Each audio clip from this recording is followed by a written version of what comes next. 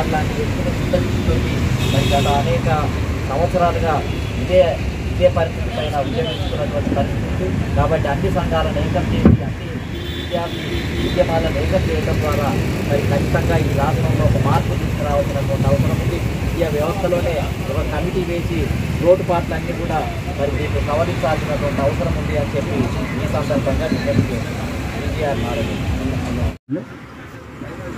ఈ కార్యక్రమాన్ని ముందు నడిపించినటువంటి లక్ష్మణ గారికి మరియు అతిథులుగా వచ్చేసినటువంటి గోపి అన్న గారు సారు మరియు వివిధ పెద్దలందరూ కూడా నమస్కారం తెలియజేస్తున్నారు.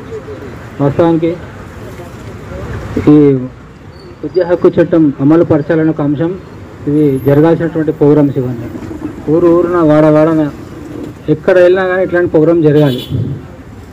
వాస్తవానికి ఏంటంటే SC ST BC minority HIV positive పిల్లలు, అది కూడా నేను ఒక దానికి సంబంధించినటువంటి ఇన్ఫర్మేషన్ గ్యాదర్ చేసినాను.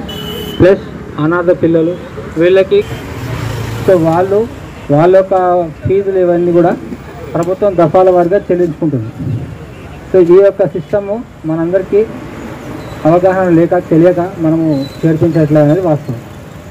మనం ఏం చేయాలి అంటే మన పిల్లల్ని ఇప్పుడు నేను చెప్పినటువంటి కేటగిరీ పిల్లల్ని కూడా స్కూల్లో శ్రీ చైతన్య స్కూల్లో 6th క్లాస్ చదివించాలనుకుంటాం సార్, 70,000 ఫీజు చెప్తారు సార్ అని అతని దగ్గర 2-3 రోజులు తిరగాలి, అవసరమంటే వారం రోజులు తిరగాలి, మన పిల్లలే కదా తిరగాలి. అక్కడ నుంచి సమాధానం వచ్చే వరకు వేచి చూడాలి. ఆ తర్వాత అడ్మిషన్ అయ్యే ప్రాసెస్ అవుతుంది. మనం ఏం చేయకుండా తొందరపడి మన ఒక డబ్బును కానీ సమయాన్ని వేస్ట్ చేయకుండాడానికి మనం ఫీజులు కట్టి మనమే దాన్ని ప్రోత్సహిస్తాం. ఎప్పుడైతే మనం విద్యాశాఖ అధికారుల దగ్గర పోవట్లేదో వాళ్ళు కూడా ఏం చేస్తారు, ఎవరు రావట్లేదు మేమేం చేయాలని చెప్పేసి వాళ్ళు కూడా సైలెంట్గా ఉంటారు. కాబట్టి మన చట్టం అన్నప్పుడు మనం మారుకుంటున్నాం కదా చట్టం అనేది. సో అక్కడే మనం ఫెయిల్యూర్ అవుతున్నాం, మన విషయం మనం గుర్తించుకోవాలి. లాయర్లు కానీ వీళ్ళందరూ కూడా దాన్ని చేస్తారు. మనం ఏం చేస్తాం, ఇంత రిస్క్ తీసుకోం,